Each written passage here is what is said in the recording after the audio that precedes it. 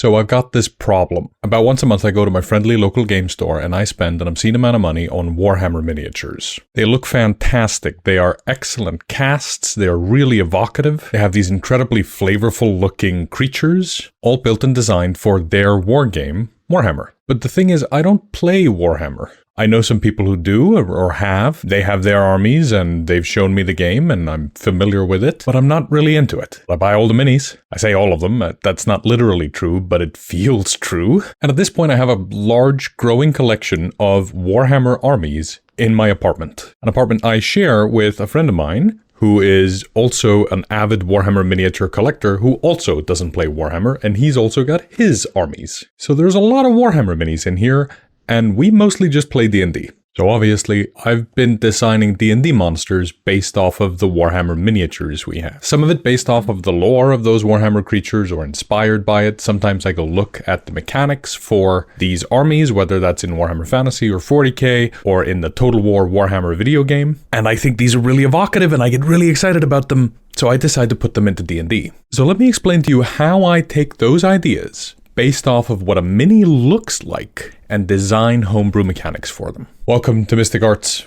My name is Daði, and I've been DMing for over a decade. For our example today, we're going to be looking at the Warhammer Lizardfolk. For two reasons. One, because I think the Lizardfolk miniature set in Warhammer is an excellent sort of look at the kind of armies you can build and how they treat their fantasy through visual language on the minis. And two, because I kind of have a problem with the way 5th edition, particular 5.5, treats Lizardfolk. I was kind of astounded to see that the Lizardfolk in the Monster Manual in 2025, or in 5.5, are elementals. I later noticed that, goblins were fae and gnolls were fiends, and in general I like that change that they are extraplanar outsiders and they are literally alien to our world, except that's not what they did with the Lizardfolk. In the appendices of the 5.5 Monster Manual, they list Lizardfolk as humanoids, and that you can just replace them with scouts. And in the lore, in the Lizardfolk section, they say that Lizardfolks are humanoids, except sometimes some of them become greater, more powerful, they cast magic and stuff like that, and then they become elementals. And then in the starter set, Heroes of the Borderlands, they introduce a regular Lizardfolk, a Lizardfolk Warrior, which is an elemental. So in 5.5, we got 3 Lizardfolk stat plots, all of which are elemental, and guidance telling us that other Lizardfolk are humanoids, like warriors, except the warrior is an elemental. But also, out of those 4 Lizardfolk, you're only really representing what Warhammer would call the Saurian, this kind of big, burly, strong, scale-covered warrior.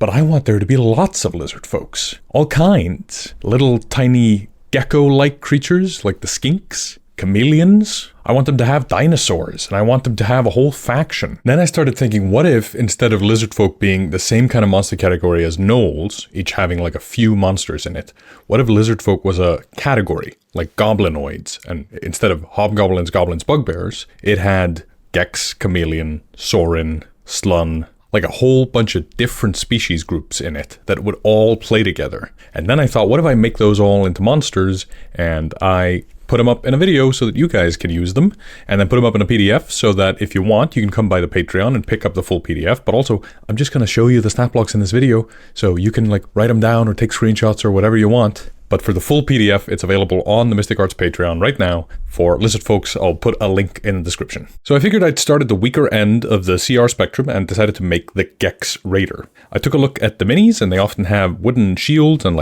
sticks that look pointy. So I gave them the pointy stick action that they can either stab you with or they can throw it like a javelin. They have basically no hit points, but pretty decent AC. Really quick, they can climb and swim. They got dark vision, poison immunity, and for their sort of iconic ability, I gave them Skirmisher. And the trigger is when an attack is made against the Gecks and it hits or misses, the response is the Gecks moves up to its speed without provoking opportunity attacks. So it's a Skirmisher. It runs into battle, pokes you with a stick or throws it at you, and if you come attack it, it's going to use its reaction to go, which is especially powerful if it's like multi-attack or something like that. You hit him once, he gets to move up to its speed, so it's 40 feet. Now, with the hit points being as low as they are, they're still very, very squishy, so their main hope is that you miss the attack. If you hit the attack, you're probably going to kill this thing. And hell, if you're strong enough and high enough level and you have graze, you're going to kill this thing even if you miss. But I wanted them to be really squishy, really crap, they don't do that much damage, so that you could put lots of them on the field. Because I have a whole Warhammer army, so I figure, what if I just put, a bajillion minis on the field and they all go attack?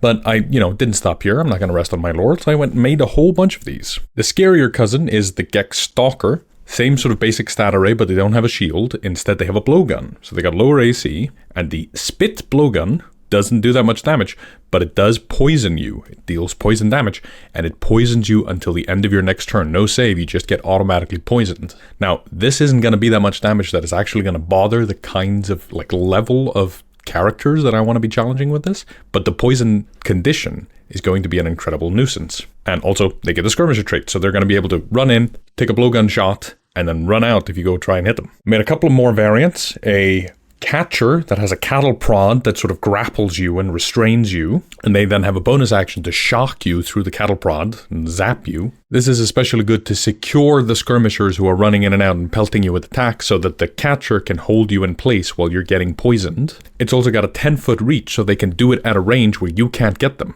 Unless you have a reach weapon or ranged attacks, they can put a space between you and them and then hold you there grappled and restrained. The Seer is a spellcaster variant. They have a holy staff, that's sort of their main attack in case for some reason they're not going to do any of their spells. They have a moonbeam, a 5th level moonbeam that they can do twice a day, and they can also cast Cure Wounds, Divination, Clairvoyance, just some sort of spells to make them feel kind of more spellcastery. They're probably not going to be that important in battle, but the moonbeam will be. And since they don't have any use for their bonus action, they're going to be able to trigger their moonbeam consistently. So obviously what they do is they put down the moonbeam, trigger that as a bonus action, and then they attack with a holy staff. I also made a Skypriest. This is the CR10 sort of best version of a Gecks. They have legendary resistances. They have the Rod of Many Skies, which lets them do a whole bunch of radiant damage. They also have spellcasting, again, that 5th level Moonbeam, Enlarge Reduce, which is going to be important for their stronger allies. Hold on to that thought. They're going to have Call Lightning and Mass Cure Wounds, but they also have really good bonus actions.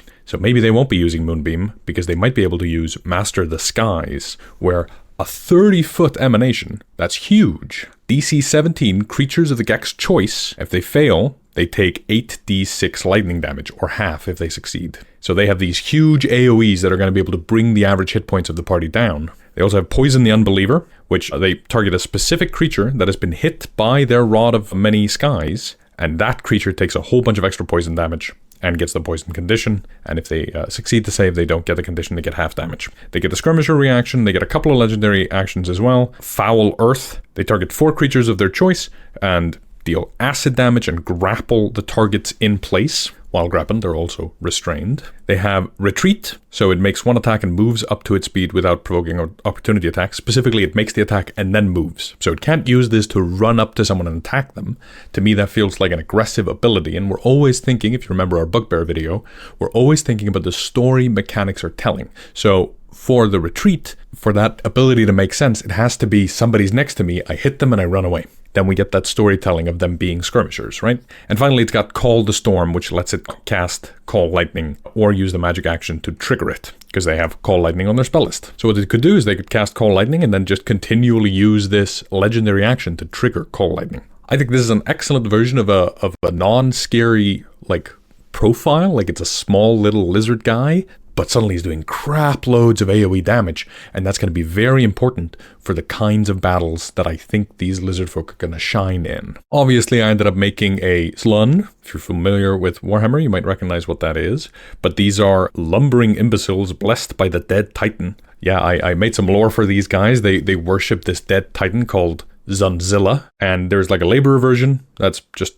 fairly crap, doesn't really do anything, but then there is the Godpriest. And these guys I had a lot of fun with. First off, they get some actions like a regular attack that they can do, but they also get a huge spell list. They can reverse gravity, they can cast Storm of Vengeance, Befuddlement, Insect Plague, Contagion, Polymorph at will, Call Lightning at will, Control Weather at will, Hold Monster, Transport via Plants. They got a huge spell list of really scary spells. They have a bonus action to transfer concentration. So the Slunn magically transfers the concentration of a spell it's concentrating on to an allied creature with a spellcasting feature that is within 120 feet of the Slunn. That creature must now maintain concentration on that spell instead of the Slunn. So it's got so many concentration spells because, druids in D&D just have a lot of concentration spells, and we wanted to lean into druid spells for this. So he can cast reverse gravity, and then give it to a Gecks Seer that might be on the battlefield. Make that Gecks Seer concentrate, and then on the Slunn's next turn, it'll cast Contagion,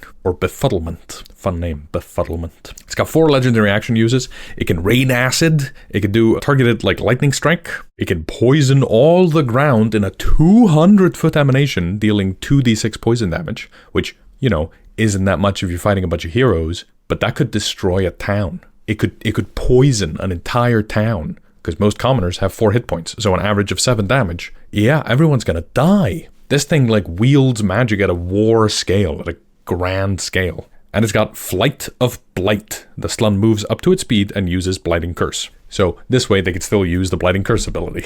My favorite note about the Slunn is that they have a 15-foot speed, so they're very slow, but they can fly. They can hover at a 30-foot speed.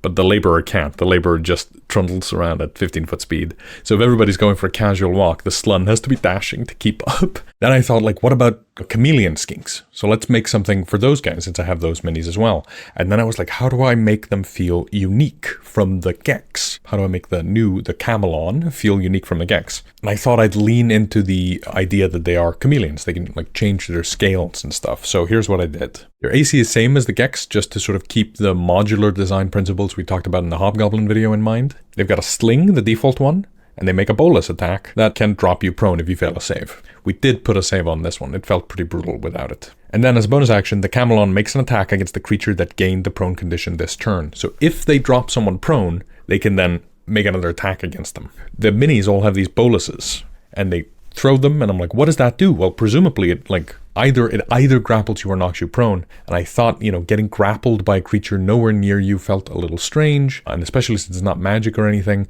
So I decided that it just drops you prone. Once prone, they can run up to you and they can thwack at you with their bolus. And then the shifting scales are here, so while motionless, it treats any roll of 9 or lower on the D20 test as a 10 when making a stealth check. And it makes stealth checks with advantage.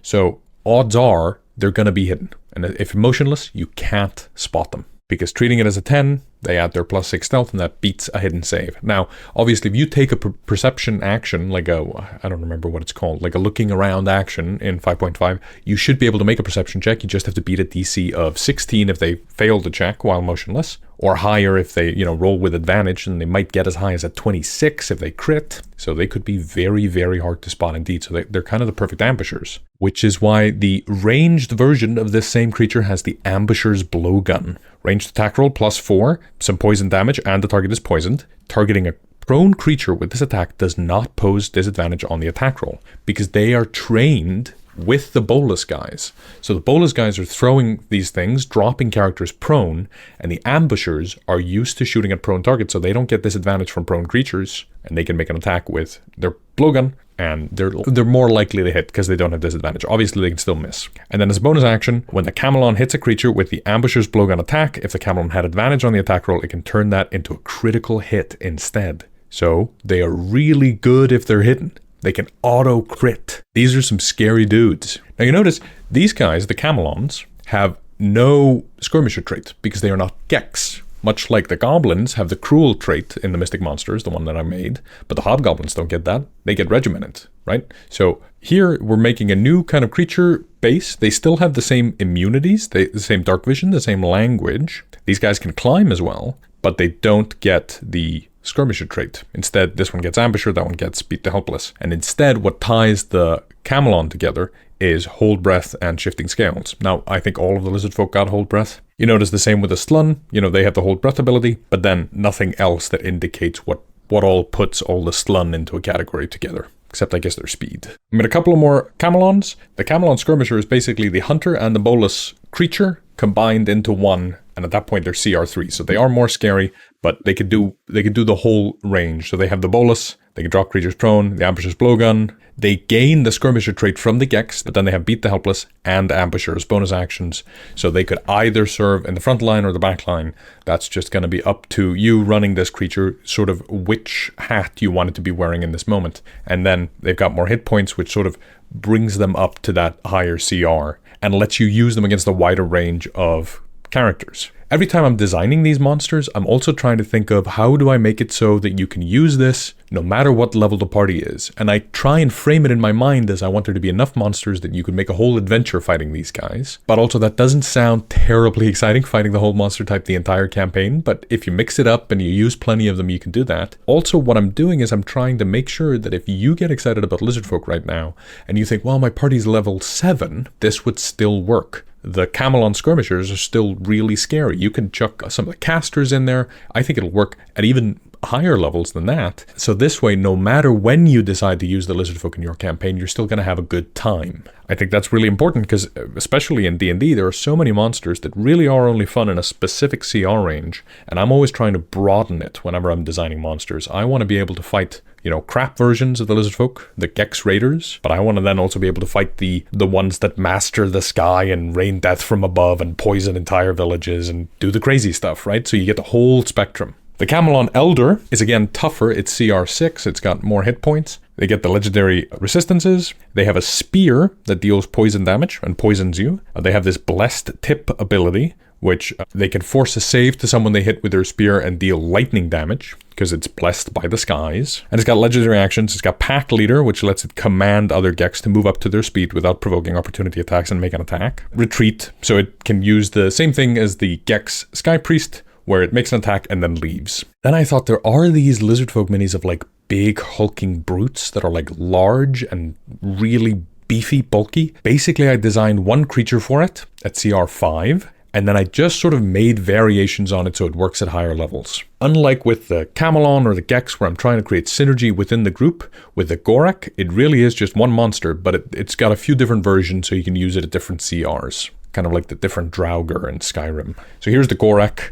It's big, it's bulky, it's got this great club. It can use the great club to make like a cleave attack. So, if it hits one creature, it can then hit another one next to it. It's got a tail whip that knocks you prone, which works well with a Chamilon who can shoot at prone targets. It's got a primordial roar, where if you fail to save against this roar or 30-foot emanation, you become frightened. And while frightened, its allies have advantage on the attack roll. So again, that works great with the guys who are poisoning, the Gecks, and the Chamilons, because if they have advantage, they're able to use their ambusher ability, which lets them automatically crit. It can't be forcibly moved. Again, it's got the hold breath ability. It's really fast, 50-foot speed, and it's got a reaction called Hulk, where they can reduce the incoming damage by a die roll in the same way that a monk can, but it's not because it's like catching weapons, but because it's just so bulky and big. That's what it does. And then the different variations just have, higher AC, higher attack modifiers, more primordial roars. And the Warchief is another version of this. It's got CR13, so it's really, really beefy. Does, similar damage, but it can spew acid as a legendary action. So it basically does like a dragon's breath weapon of acid. It's got an ability called Drop 'em, which is a once per round ability. It moves up to its speed. Every creature within 10 feet of the Gorek, as it moves its full move of 50 feet, must make a DC 18 dex save or take some bludgeoning damage and fall prone. If you succeed, nothing happens. But if you fail, damage and prone,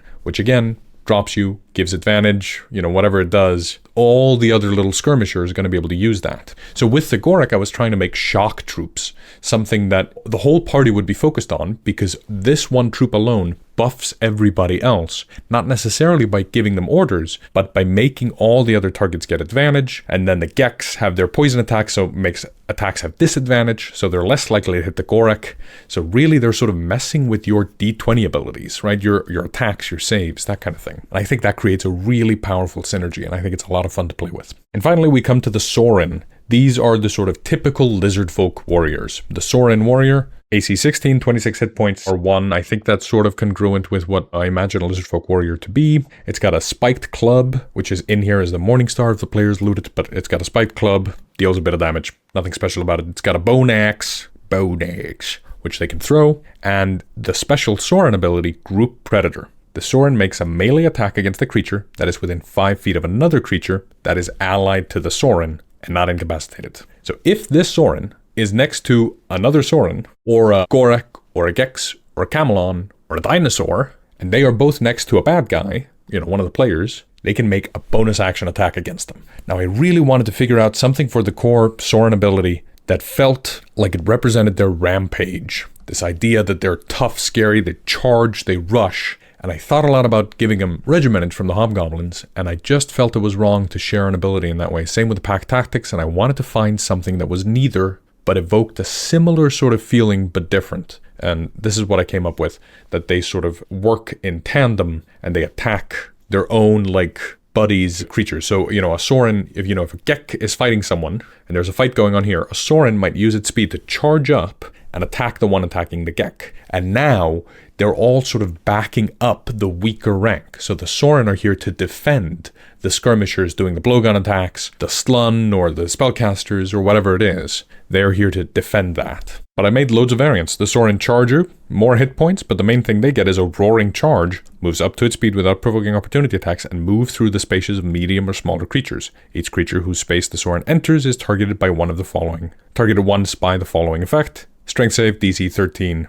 Failure, you take some damage and are knocked prone, which obviously makes it so that the Gorek, if they have a Gorek on their side, that big Lizardfolk gets advantage to smash down on the prone creatures. And I made more. I didn't stop there. There's a Saurin Plant Speaker that gets plant growth and spike growth, because I hate it when my players use those spells, and if they decide to use those spells, I'll bust these ones out. If they decide not to, I'll leave these monsters in the tin. But this is my mutually assured destruction. There's also the Saurin Zealot that has a zealotry attack, which is basically like a Lizardfolk version of Smite. But they can't do it and Group Predator on the same turn since it's a bonus action. They also have a Spit Poison ability where they can sort of Haktua some poison at somebody. And some spells. They've got, and they can replace one attack with a spell. So they got 2 attacks, and they can choose to replace one of them with Spirit Guardians, Silence, Remove Curse. I think those are excellent sort of paladin feeling abilities. And I kept going. I made the Saurin Rampager. This one has a bite that if it bites a creature that isn't a construct or undead, it gets temporary hit points equal to the damage dealt. And I made the Earth Speaker, who also gets the Nourishing Bite and gets a Bend Earth ability, which is a 20-foot radius sphere. If you're in it, you take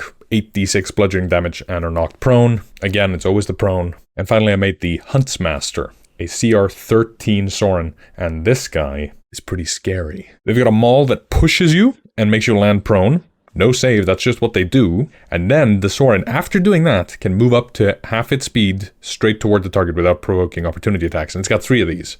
So it can just keep pelting you across the field. It's got a Boiling Bite, which is similar as the Nourishing Bite, but it does acid damage. It's got Earth Fetch, which is a ranged attack to target a creature and move it towards the Huntsmaster, so that they can then knock it back to wherever they want. Spit Poison, Group Predator, legendary actions. They've got the Rushing Charge ability on here as well, and they've got legendary action for relentless attacks where the Saurin moves up to its speed and makes an attack. And again, now they don't have the retreat one, they can move first. These guys I think are really flavorful. I think they feel like these sort of big hulking brutes and beasts. Also, notice, you do not want to face one of these guys. They are especially fun if you decide to deploy them on like a battlefield with a cliff or a pit or something in it, because they can move characters from far away from the cliff wall, grab the Earth Fetch, move them towards the Saurin, circle around them, and bash them off the cliff edge, as long as they keep hitting their attacks. I think this is a tremendously deadly creature. So at this point, it's 20-something creatures. You've got the Gorek, the Slunn, the Gecks, the Chamilon,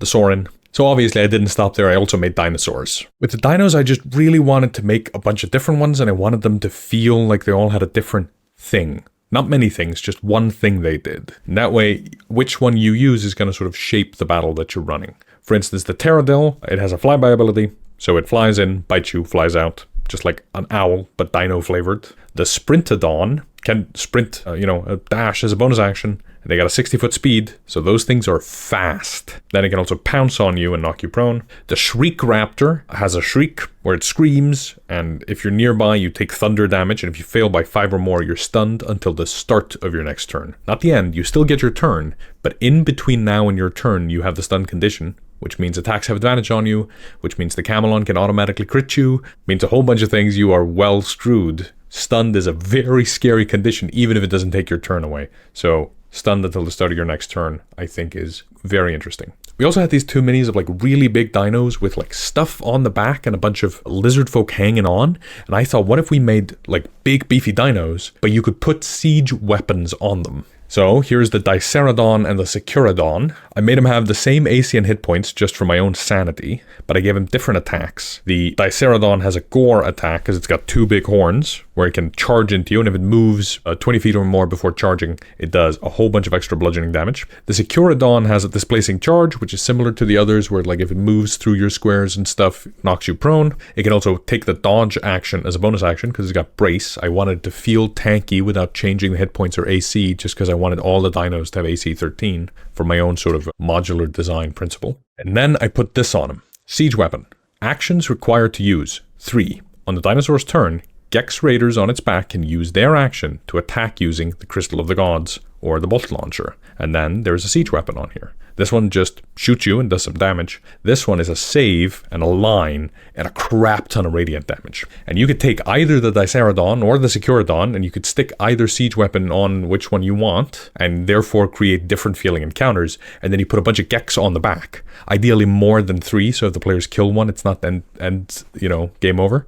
Put 6 on there and put another 12 nearby, so that if they kill 6, some of them climb up and take over the siege engine. This way you're going to make the players waste their AoE spells on taking this out. I say waste, it's a good choice. It's going to make sure they stay alive. I made the Blood Raptor, which is basically like a T-Rex with a little bit of extra juice on it. The Blood Raptor, if it bites you, grapples you, and if you're grappled, it can swallow you. There's a whole mechanic in here for swallow. It's similar to other 5e swallow mechanics. Puts you in its gullet, deals acid damage to you, because of course it does. And then for good measure, I gave it the tail attack similar to the one that Gorek has. I also had a lot of fun making the Spine Raptor, which is a CR2 dino. It's here out of alphabetical order or CR order, because that's, just how the layout worked. But it's got an abduct ability and a fun combo of actions. This one's probably one of my favorite dinos. So if it bites you, it can grapple you. But if it claws you, and the target is a larger or smaller creature, and the dino moved 30 feet plus towards it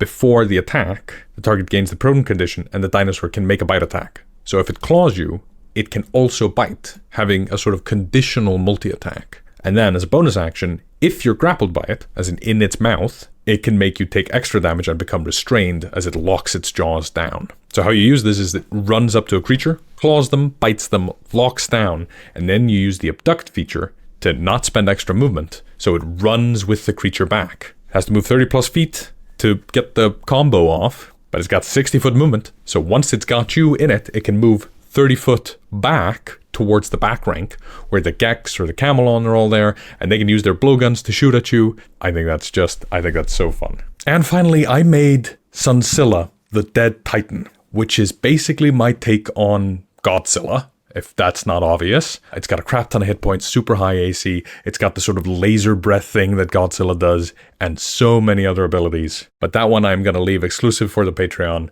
So if you want these monsters in PDF format, or you would like them all in Obsidian, so you can stick them in your own Obsidian SRD Vault. If you're not familiar with Obsidian, check out our video on that. If you become an Adept, you can get these as part of your subscription. You'll get, as an Adept, these Lizardfolk, Tzunzilla, the Dead Titan, the D&D Godzilla, and so much more. You'll also get our monthly digital magazine, The Broadsheet, introduces my own campaign setting, monsters, magic items, adventures you can run straight out of the box, bonus videos, and access to early versions of our actual play. Go support us on Patreon and help make what we do on this channel possible. And that's where we'll pick it up next time. Thanks so much for watching this video. This channel is run by me and my girlfriend. And until next time, keep studying the mystic arts.